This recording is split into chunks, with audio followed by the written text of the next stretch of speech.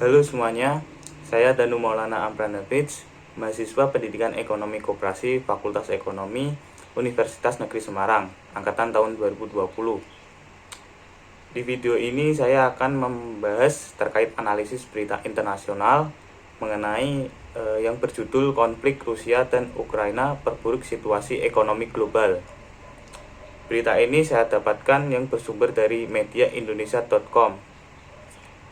Dalam isi berita tersebut, konflik geopolitik antara Rusia dan Ukraina berimbas signifikan pada kondisi global.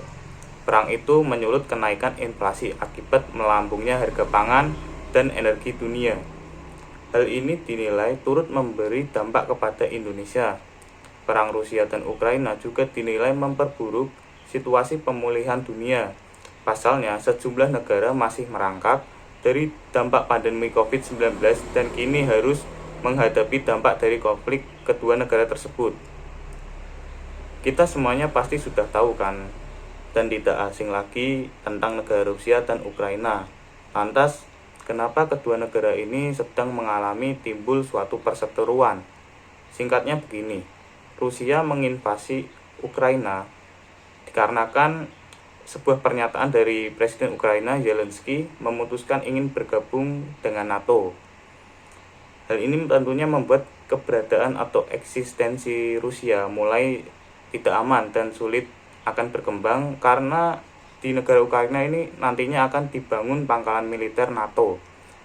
Presiden Putin atau Presiden Rusia ini sudah memberikan pernyataan bahwa ini merupakan ancaman konstan bagi Rusia dan mengatakan bahwa Rusia dan Ukraina sebenarnya masih satu ras, satu kesatuan bangsa yang masih berdekatan.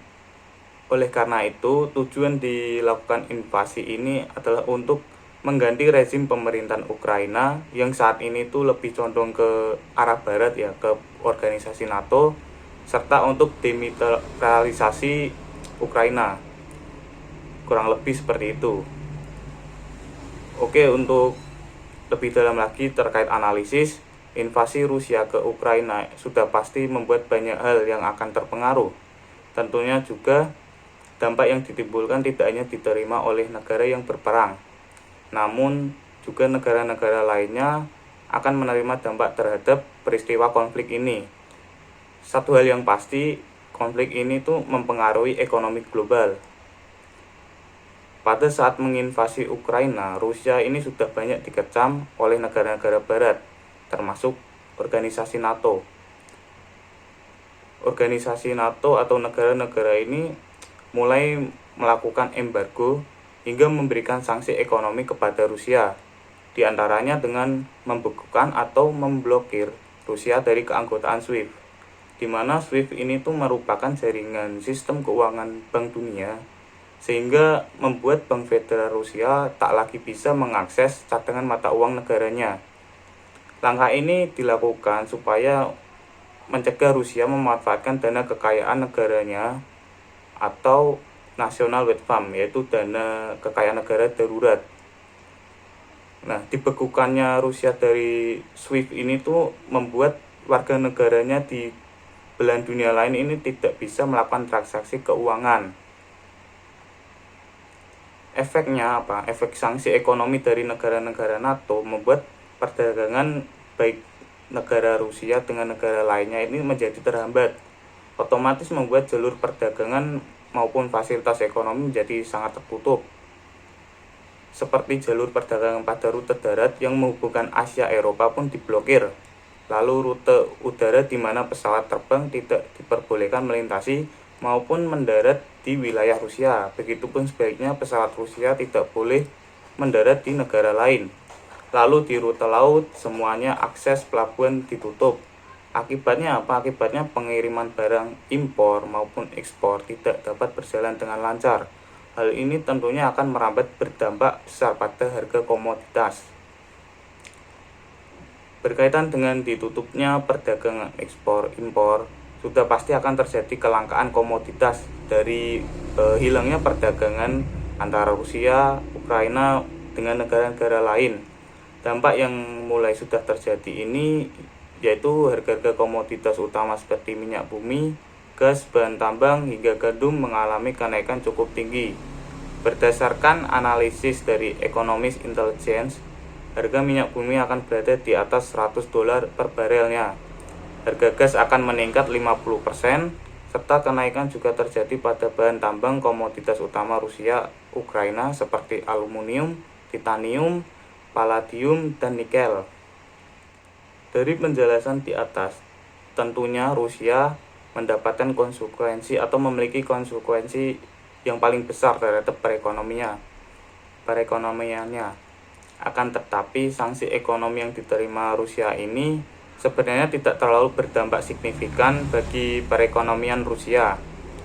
Meskipun ekspor Rusia cukup tinggi, contohnya seperti ekspor migas ke Eropa, tetapi perekonomian luar negeri Rusia hanya kurang dari 30% saja. Artinya apa? Artinya Rusia hanya mengandalkan perekonomian domestiknya saja. Malahan Rusia ini mengancam baik negara-negara NATO atau negara Eropa dengan menutup atau menghentikan ekspor migasnya ke benua Eropa. Oleh karena itu, diterapkan sanksi ekonomi terhadap Rusia tentunya belum terlalu efektif, dikarenakan ekonomi luar negeri Rusia tidak sampai 30%, sehingga Rusia masih dapat mengandalkan ekonomi dalam negerinya. Terjadinya inflasi global akibat konflik tersebut berpotensi akan berpengaruh ke Indonesia dengan naiknya sejumlah harga komoditas. Indonesia merupakan negara pengimpor, tentunya berakibat adanya kenaikan harga gandum.